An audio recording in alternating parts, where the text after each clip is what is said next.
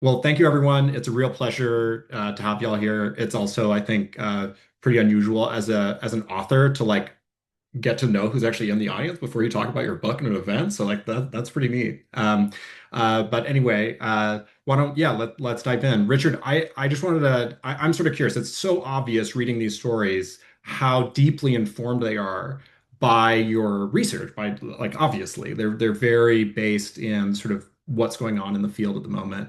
And I'm curious to know whether there was some sort of inspiration going the other way around. Like, how has writing science fiction stories, sort of like Chris mentioned, he's started to get into that. How has writing science fiction stories informed your work as an AI researcher? Yeah, I think there's one big thing, or maybe there are two big things. So I started writing the stories when I was doing a lot of forecasting work, and I found myself trying to write these forecasting analyses where I'd say, here are all the different considerations, and let's like try to weigh them up and give arguments for why this thing might happen or this thing might happen. But when you do that, the variables just multiply out so much that it's impossible to actually take everything into account. So I think a bunch of the stories gave me a better sense of where to look when I was doing forecasting. In particular, the idea of a socio-political economy, like the idea that when AI is doing all the intellectual labor for you, then there's still this, humans are still employed in the kinds of jobs that you can only do if you have like the right political connections or you have the right social connections. So that's something that feels important to me when I think about the future of AI. Um, the second big theme is the idea of identity. So the book is really fundamentally about holding on to your identity as you go into the future. And that's something that gradually emerged as I was writing the books, like as I was writing the stories, the sense of um, if you can choose who you become, how can you possibly make that choice?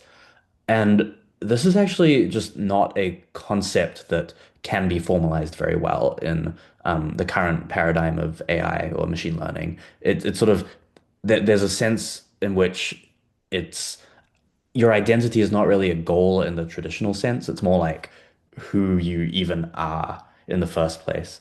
And so actually a bunch of my research right now is about formalizing the concept of identity, trying to pin that down so we can talk about it more precisely. Formalizing identity, like as it applies within human psychology, or formalizing it in a way that you would want to apply within a machine learning system? Both, ideally. Okay. So I can give an example. Um, People often talk about, they're worried that AI systems will have like goals and beliefs, and the goals might be misaligned with humanity. Um, but if you look at the existing systems, they don't really have consistent goals. Like the thing they do have is personas, right? So you have the Claude persona, but then if you jailbreak it, you get the Dan persona, or you get the like evil persona or something. And the goals don't remain stable across different personas. As you switch personas, you get totally different belief structures, totally different goals and values. Um, so but like people still talk about goals because we have good formalisms for talking about goals, whereas we don't have any formalisms for talking about like what counts as a persona. Like, is this persona the same as that persona? Like, where are the edges of the Claude persona versus, the disobedient persona? And yeah, all that stuff sort of outside the realm of traditional machine learning. Got it. Yeah, no, that makes a lot of sense. That makes a lot of sense. One thing that I thought was an interesting thing that cut across many of these stories uh was how many of them feature like very diverse sets of like minds, right? Very diverse sets of minds with very different goals and very different personas, and just like yeah, like that obviously have very distinct identities and are working in a very complex ecosystem of machine minds in addition to all the humans and other and social institutions in the stories. I think that like one thing that's sort of interesting right now in a lot of public discourse about like the future of AI is there's that like it's sort of easy to talk about a single super intelligence and how that's going to change everything, but it's much harder to talk about like complex sets of interacting AIs and like what that looks like. I'm curious to hear how like you've thought about that both like from your work in the field and your work writing these stories. Like how did you build up these more complex like social and socio-political and cultural ecosystems that you depict in the stories and sort of like develop those in a way that was that you could actually show us rather than just sort of relying on what was easy to discuss. Yeah.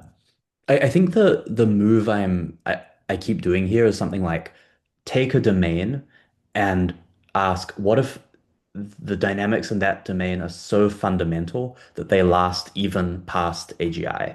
So, for example, in the story The Witness, I'm asking what if the legal system is so important that like even like after humans aren't running the show, there's still something like our current legal system. Or in the story uh, Man in the Arena. I'm asking, what if we project forward and the sort of gamified social media dynamics are just so fundamental that even as technology keeps progressing, they just get more and more intense. So I think I'm really trying to look for the core of what is underneath each of these phenomena, and that's the core that might be stable even after AGI. Mm, that makes sense. I mean, that's interesting because I feel like like sort of good speculative fiction is all about asking more interesting questions. Um, what are some sort of like common questions you hear that you like about these topics that you think are sort of overrated? And like what are some interesting questions you think people should be asking themselves or each other more? Yeah. Um, Definitely there's things like are AIs conscious? Should AIs have rights? A few others like that are, I think, a bit overrated. Just because they're assuming, yeah, I think they're not quite like whether or not AIs are conscious, it's a little unclear like what the actual implications of that are. Um, And th- a concept like rights sort of depends on being an individual. You can't really like, if you make many copies, it's very confusing to even think about what it means for those copies to have rights. So I think there are some concepts that can't be straightforwardly cross-applied. I think something that is the sort of question that I'm really interested in is what if AIs face many of the same coordination problems that we do?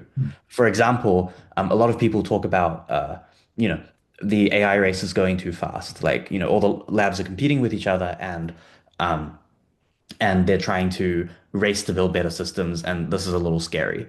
And I think that's right. But then there's this additional question of um, once the AIs are smart enough that they're doing almost all the research, well, maybe they'll be scared too, because each like they're stuck in the same situation that we were stuck in, which is they're racing Mm. each other and they're building things that they can't understand and can't control. But how do they stop? Like, how do they coordinate to stop? So yeah, so these kinds of questions of like, if maybe there's a group of humans and AIs, but that doesn't actually make the problem go away, even if the AIs are in charge.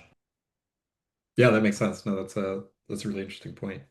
You mentioned the sort of dynamics between the labs. I feel like there's so much in the news cycle that's just like this last thing that happened this week at one lab, or like, now this other lab is a supply chain risk or what have you. Um, w when you try to look at the dynamics between the labs as a science fiction writer and try to think about like what does the medium term look like or the long term look like for the humans building these new kinds of AI systems? Like what are you think dynamics that people who are following stuff day to day and sort of like drowning in that news cycle, what might they be missing that's more fundamental that you'd only see taking a longer view? Yeah. So I think there's something important about the role of trust that is pretty tricky to talk about and to pin down. Um, as one example, yeah, so the labs don't like why don't the labs trust each other? There's a lot of interpersonal dynamics there that are hard to describe unless you've seen the people interact sort of up close. Um, there's there's a sense of internal um like it's almost like these fractal trust problems within the industry where the people inside the lab have trouble trusting the leaders and then the leaders have trouble trusting each other and all of them have trouble trusting the AIs. And so uh, even once I think, even in the medium term, when all the humans have been automated, you still have that trust bottleneck. And in this case, it's going to be, okay, the AIs are doing all this incredible research. Can anyone outside the lab trust that trust that research or trust that it's like both correct and also non-malicious? And so I actually was talking to a, a very well-known AI pioneer um, who said to me, "Oh, I'm really looking forward to a few years from now when the AIs are better than me at research and I get to retire." Um, and unfortunately, the thing I told him was that at that point, his work will be in higher demand than ever before. Because if you imagine that there are a million AIs doing superhuman quality research, and he's the best person in the world to figure out if the research is legit or not, then like he's going to be all guns firing. So he needs to take a sabbatical now. Yeah, like he can't look forward to retiring for a long time. Or if he retires, in some sense it means that nobody cares whether humans have oversight anymore. Like we just trust the AIs, which is probably not the best outcome to be in. Sure. Yeah. No, that makes sense. Uh, uh, we've talked a lot about like AI, and I'm sure we will as other people start to toss in questions. But one thing I wanted to ask about was just that I find that like a lot of hard science fiction that engages really substantively with technology, like often emphasizes sort of the mind over the heart, like that's really like that's what makes the stories sing. And I actually found that reading these stories, despite the fact that they are like some of them contain and play with technically sophisticated ideas, they're also deeply romantic. I mean, you named the collection, The Gentle Romance. And Which I'd has love to just confused like some hear more people. about that. Yeah, yeah, yeah. Like what's the like Yeah. tell us more about your version of romanticism and Yeah. just how you brought heart into this kind of Yeah. storytelling. So a lot of this was inspired by reading old transhumanist writings. So one example was Nick Bostrom's Fable of the Dragon Tyrant, or his Letter from Utopia, or actually the story that inspired the name of this book is called The Gentle Seduction. And that's a very early story of the singularity where it talks about one woman gradually augmenting herself until she's superhuman, until her brain's in the cloud, until she's transcended humanity. Um, but it's just one woman doing it by herself. And so the gentle seduction in the story is her being seduced by technology. Mm. Which it's a beautiful story and I recommend reading it, but at the same time, I was reading it and thinking just, well, like that's not what I don't want to be seduced by technology. I want to be seduced by somebody else with technology helping. And so that's why I called it the gentle romance. It's the idea that you can have the same thing, but it's a fundamentally multi-person endeavor that like the technology should ideally allow people to connect with each other. Yeah. That's really cool. I feel like culture is conversation, right? And I don't I'd actually be curious to know, like obviously that story was inspired by the Gentle Seduction. Um, can you like are I get the feeling and I can name a few, but I want to hear them from you. Yeah. Like many of these stories feel like they are in dialogue with Yeah, other writers, with other ideas, with other short absolutely. stories, like yeah. And I'd love to just hear a few more examples of like influences or things that you were reacting to by Yeah. writing. this collection? I'll go through quickly and then people feel free to ask Sure. follow-up questions. From the Archives was inspired by the Epic of Gilgamesh. Jacob on the Precipice, inspired by the story of the biblical story of Jacob wrestling the angel. Lentando it's the opposite of Accelerando, which is one of my favorite sci-fi novels. And Accelerando is about things getting faster and faster until everything spirals out of control. So I thought, okay, what's the opposite of that? Um, Notes from a Prompt Factory, inspired by Dostoevsky's Notes from Underground. Mm, Um, let's see. The Ones Who Endure was inspired by The Ones Who Walk Away from Omelas, the short story by mm. Ursula Le Guin. Um, Masterpiece was inspired by an excellent short story called Lena by an online writer called QNTM, who does yeah, very like amazing sci-fi, like highly recommend it. And it's a very dystopian story, and I wanted to capture the essence of that. Um, I think there are a couple of others, but those are the main ones. if anybody wants a random reading recommendation coming out of this, QNTM published a novel, self-published a novel years ago called, uh, oh my God, of course, it's perfect. I can't remember the title right now. And there is no anti-memetics division. Anti-memetics. Yeah, yeah, exactly. It's like, yeah, no, but it's not called Antimemetics. That's the new nonfiction book inspired by the novel. It's called you can't remember the antimemetics division or something like that. Anyway, you can easily look it up. It was recently republished by a large house in New York last fall, and so now it's sort of like getting a second wind on the internet. And like that's a fun, weird, thought-provoking sci-fi novel to read after you finish the gentle romance.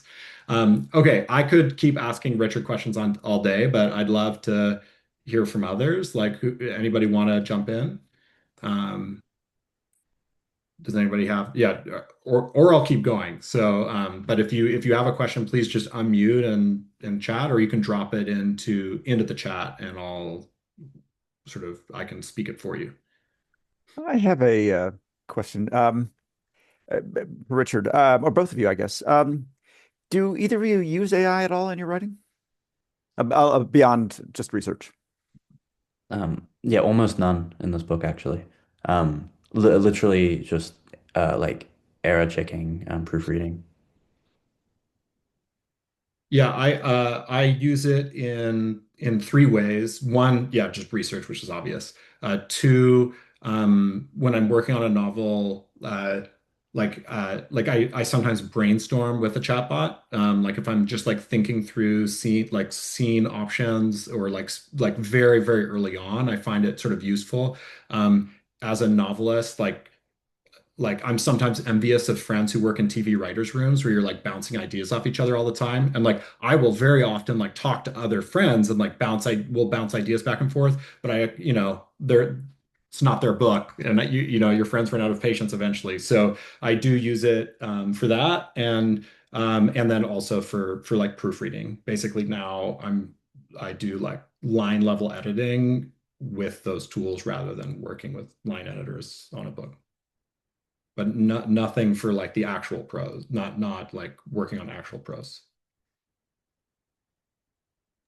I do wonder. I think there should be some way of using AI to not just write the story, but to have a better form factor than Mm. traditional stories. I don't know if anyone's seen good examples of this, but if so, I'd be very curious to hear about them.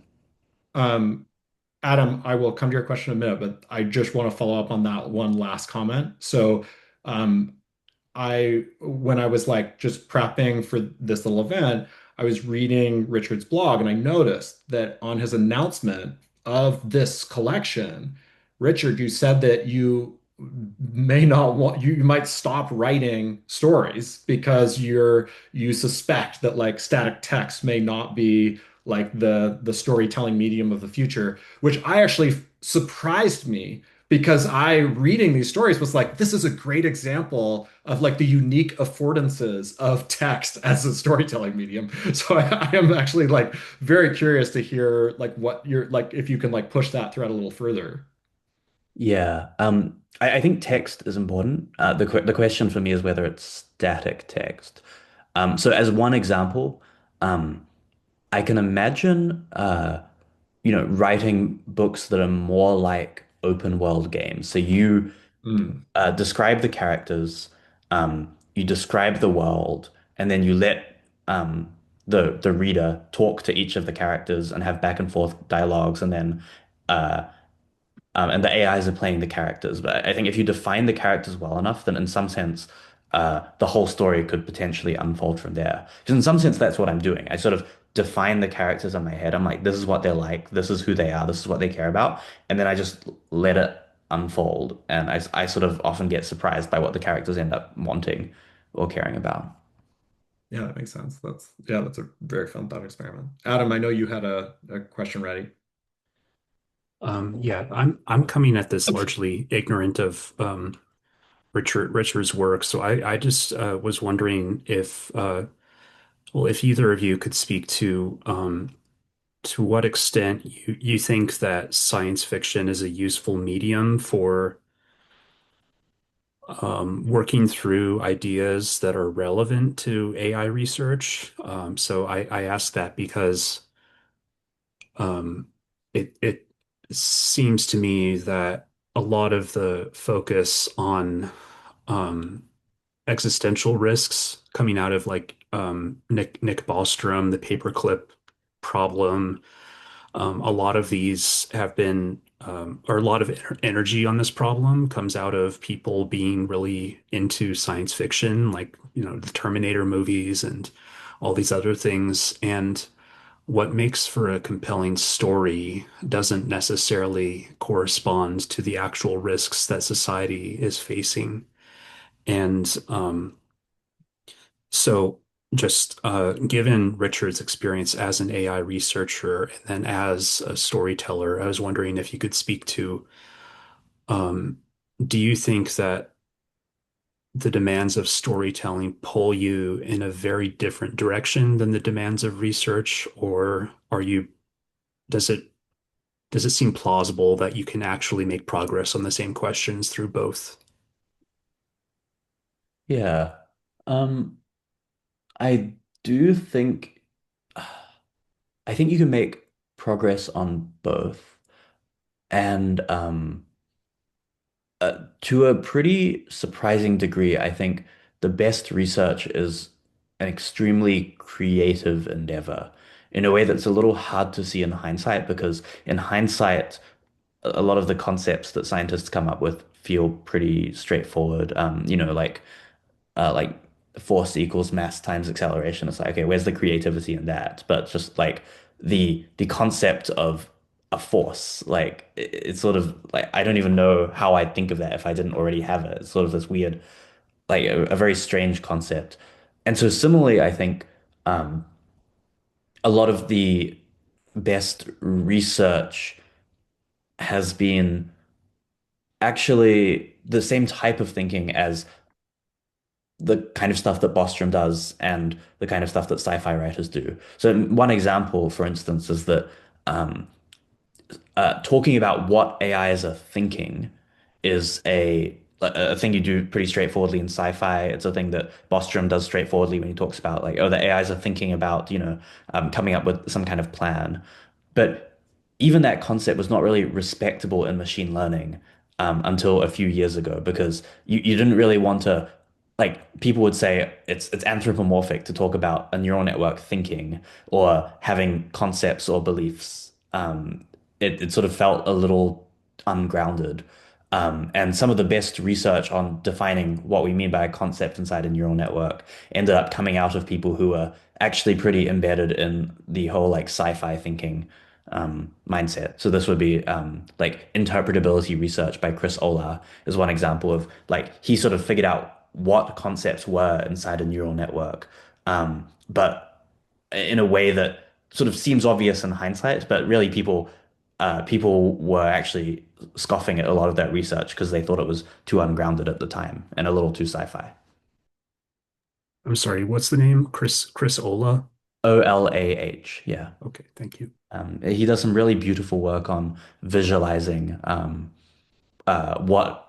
the thoughts and concepts inside neural networks are. You have these gorgeous images of networks like hallucinating these kind of surreal dreamscape images as they think. So if you search for him and like some of the images he puts out, you should be able to find that. I'm going to jump into a follow-up question if that's all right. So Adam asked a good question about sort of, I think, what you're doing with storytelling. Do you ever find that the stories make help bypass, people don't like to look truth straight in the eye. And so whether it's humor or storytelling, there's all these other ways we can come about important truths through a little bit of misdirection. And I'm wondering, have you found your stories effective at getting people to think about things? Reading the story about the golem, to me, it's like, okay, this is a potentially a loss of control thing, and obviously it's about trust, if I'm remembering the right story name. Have you encountered someone who works in AI who comes across a story and they're like, oh, I hadn't really thought about it that way? Yeah. Um, I think a little less on the concretely like they got an idea from my stories and they were like, oh yeah, I sort of see how that makes sense. Although I think there's a senior researcher at Anthropic who I think maybe listed some examples of things he got from the stories. I can dig that up. I think the thing I'm going for is a little more like sort of pulling people out of their existing concepts, trying to like turn their brain around a little bit and make them think, wait, that doesn't make any sense to me. Or like this is the kind of thing that I can't make sense of inside my existing paradigm.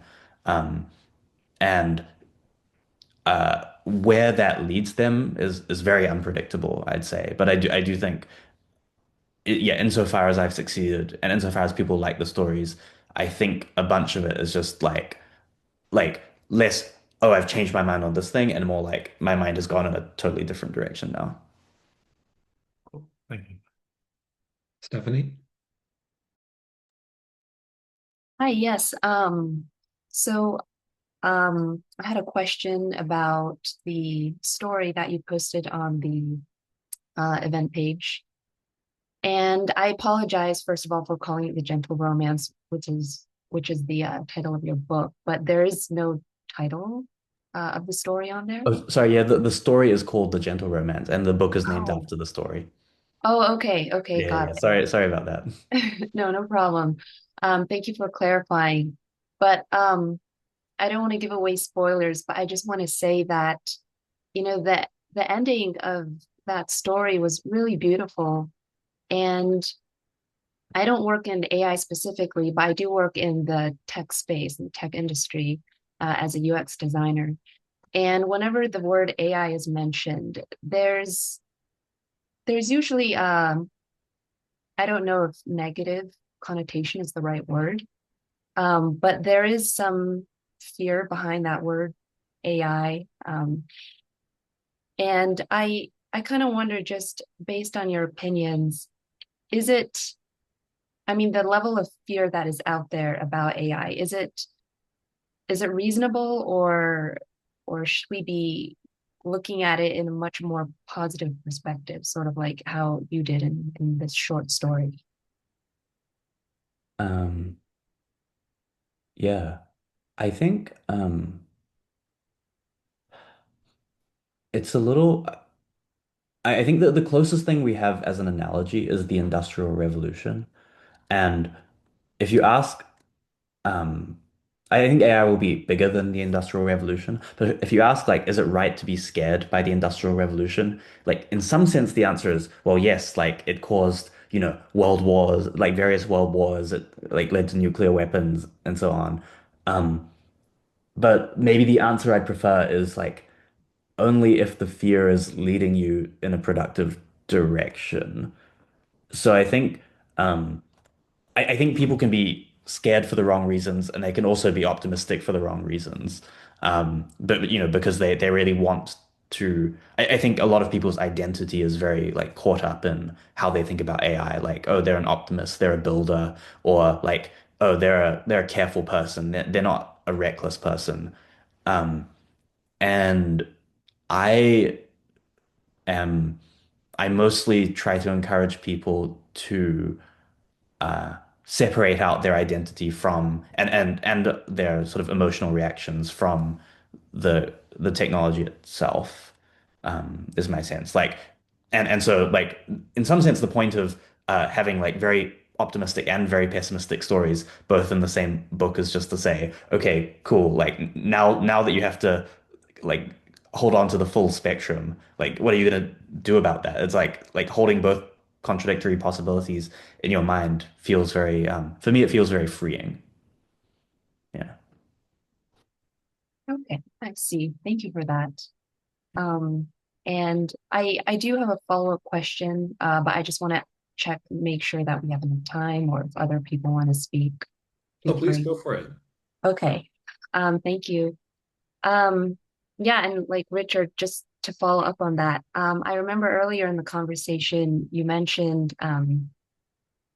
something about AI and emotions.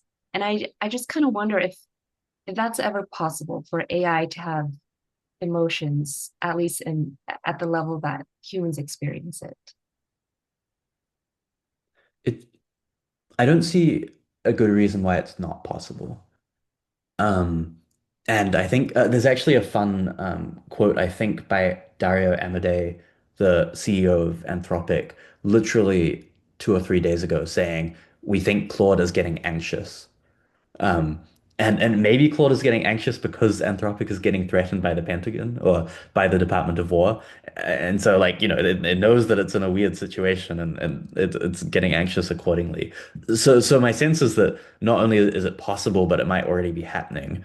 Um, Having said that, I think emotions in humans feel much more um physically grounded than a lot of other things. Like, you don't really have thoughts in your body, but you do have emotions in your body. And so I'm open to the idea that it's very easy for humans to say like, oh, I feel angry, and they're not actually feeling anything. They're just intellectualizing it. And so it's possible that that's what AIs are doing right now. And like for them to have the same kinds of emotions that humans do will require a sort of more embodied um, like way of developing them, whether that's like a literal physical body or it could be more like a persistent self, like a copy of an AI that goes on for a long time. And so, sort of has a chance for its emotions to actually um, play out proper in the long term.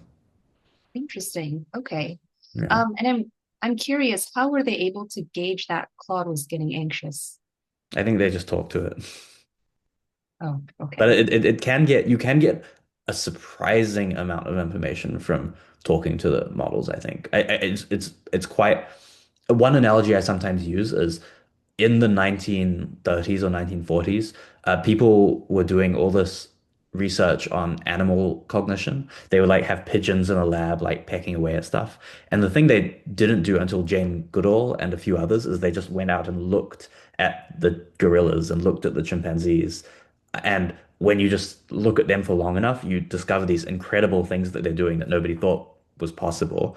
And so I actually think a lot of people, there are some people who are in a kind of similar position as Jane Goodall was. And she's a pioneer of chimpanzee psychology, worth looking up, where they've just spent so long with the models that I think they can tell like nuances of their behavior that would really be like that sort of seem incredible to somebody who hasn't used them that much. Like in the same way that, Jane might look at a chimpanzee and be like, oh, that one's like scared of being attacked by the dominant male. And you'd be like, well, how could you know that?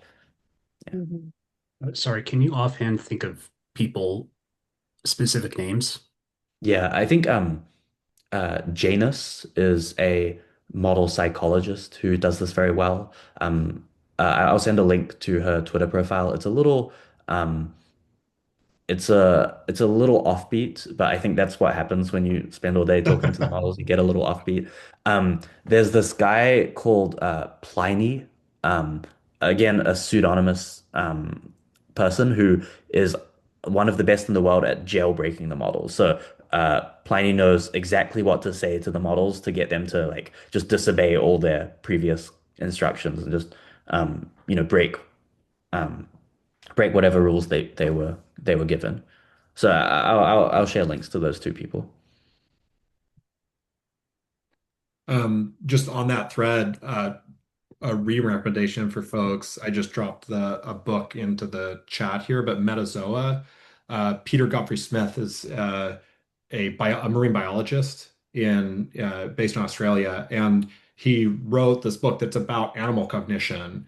And I found it to be, it's not about AI at all, but I found it to be like exceptionally interesting to read in the context of what's going on in AI right now, because I feel like I actually don't have a good sense of what humans understand about how other animals think. And learning how other animals think was actually much more helpful to me in developing a better understanding of how humans think than just reading directly about how humans think. And I think is especially interesting with regard to questions like this. So yeah, I highly recommend it for anyone who's keen. I've kind of a brass tacks writing question. Uh, for certain topics that relate to AI, like consciousness, for example, I find that when I think or talk about it, my eyes start to like kind of gloss over a little bit. And I'm wondering, A, what are the topics that you feel like that's a challenge, but it's an important one to navigate because these issues are important with respect to AI, and any approaches you've used, uh, obviously reading your work. Is illustrative, but just any other observations or tips around that sort of thing. Yeah. Honestly, I think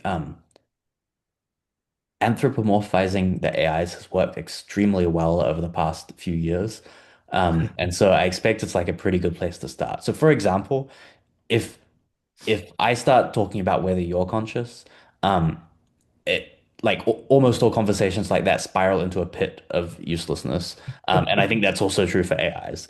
Um, Whereas if I ask things like, okay, but like, what do you actually care about? Like, are you just like acting out of emotion right now? Or are you being are you like are you lying to me? Um, are you just like bullshitting me? I think the AIs do much more bullshitting than humans do, but it's like the kind of question that's sensible to ask in both cases. And actually, if you just go around asking uh, for anyone who talks to you, is this person bullshitting me? Like that's extremely useful whether you're talking to humans or AIs. So that's like the sort of basic thing, I think. If the question doesn't make sense when you ask it about, or like isn't very productive when you ask it about humans, a lot of the time it's not productive when you ask about AIs. Yeah. Thanks. Before we start the call, Richard, you mentioned that you're currently in New York for a conference and that you've been sort of going from conference to conference recently. Um, you wrote these stories from, was it 2023 to 2025? More or less. Yeah. Um, and the field was advancing extremely quickly during that time, which obviously gave you a lot of grist for the mill. It continues to advance really quickly. What are you thinking about that has happened since this book was published that might make good material for a story, whether it's one of yours or whether you want to give Chris an assignment for Yep. next month's draft? Yeah. Good question.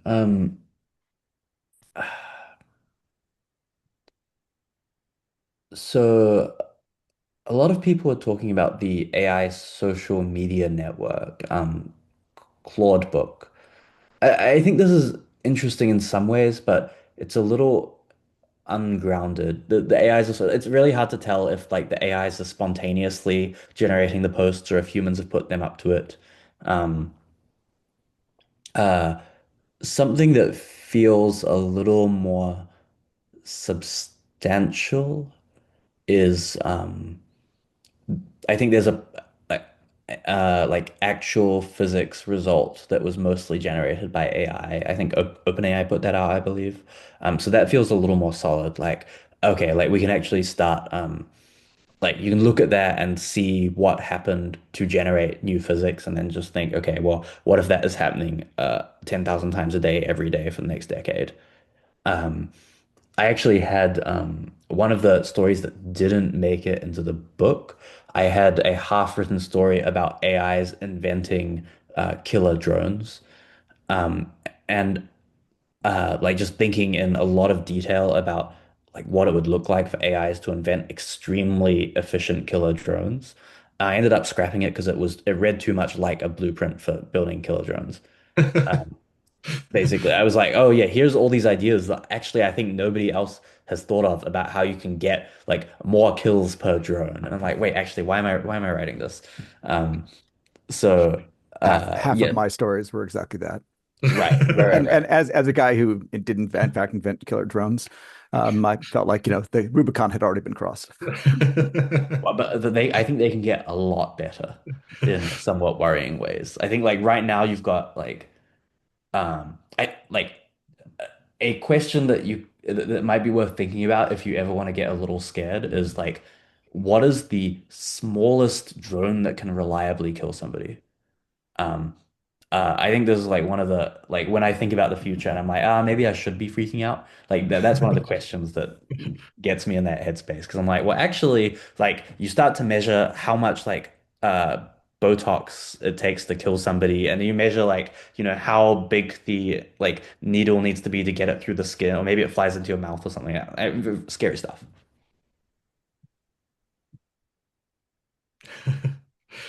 Yeah, very small.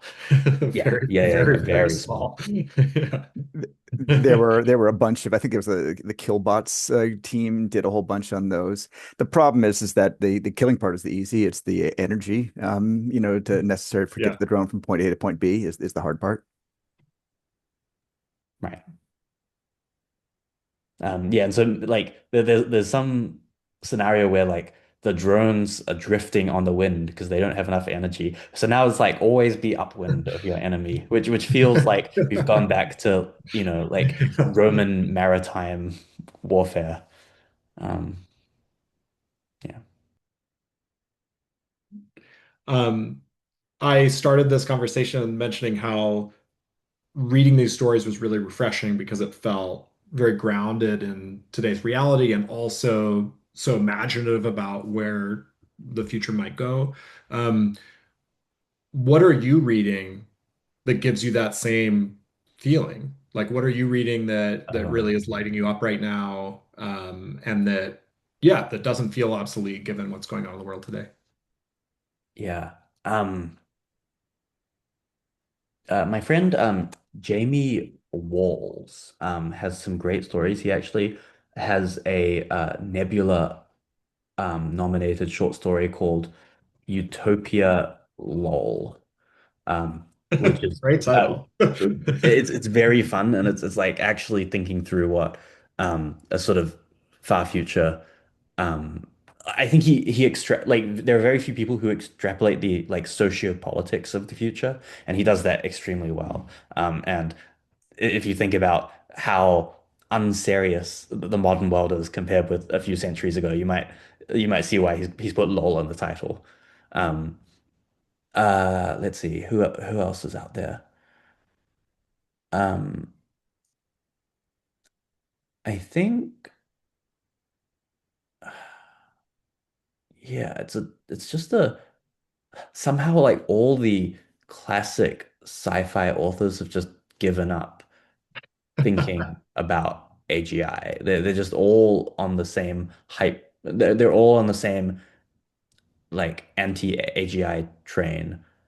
Not just like anti, like they don't like it, but like they just think it's a fake concept. So I've had some like quite disappointing exchanges with Ted Chiang, where he's just like, in some ways he was one of the most prescient authors, and I think actually some of his stories still really um, stand the test of time. I really like his story "Liking What You See," which is basically a story about beauty, like the beauty taboo, and just trying to dig into the question of like, okay, like how much do we care about beauty? Do we care too much about it? Like, okay, but if you could not care about beauty, would you? Um, and that to me, in some sense, it's not very sci-fi, but in another sense, it's actually like, it's one of the questions that we're really going to run into like in a decade or so when we can just like modify our appearance even more than we can today. And I think maybe South Korea has already like hit this question like a truck of like maybe um, everyone just ends up doing plastic surgery all the time, and like that's just how society is from then on. Yeah, Yeah, I think you might be right, Chris. Um, I'd actually put in a plug for, we were talking about before about our mutual friend Hanu Rajaniemi, yeah, and he has a wonderful trilogy that he wrote, what, 12 years ago now or something like that, that starts with The Quantum Thief. And it's very far future sci-fi, but I do feel like reading, I like read it relatively recently, and it did not feel obsolete. So it does, that was actually quite a fun one if folks are interested. Another recommendation I'd throw out there, like on the novel front, and this is for a completely different reason. It has not, I mean, there is AI in the book, but it's not, the books are not about AI. But I feel like the short digression we had on sort of the the romanticism embedded in this story collection. I really, really loved Ada Palmer's Terra Ignota series. Ada is a Renaissance historian at the University of Chicago, and so where a lot of science fiction writers think, like, sometimes have really interesting ideas about like technological development over time, but sometimes the sociological and cultural aspects of the futures they depict are like under imagined. I'd say that Ada is like the opposite.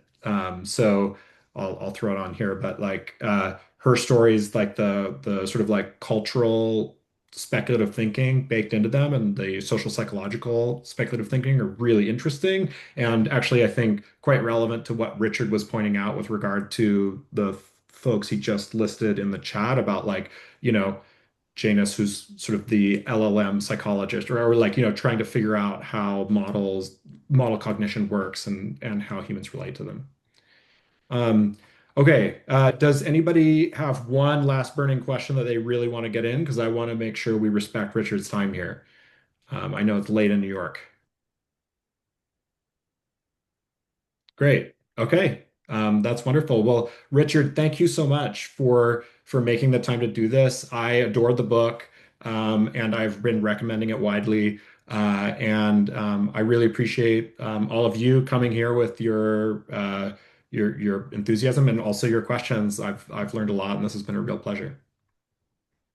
thank you so much for organizing. Really appreciate it. Really fun conversation. Thank you so All right. much.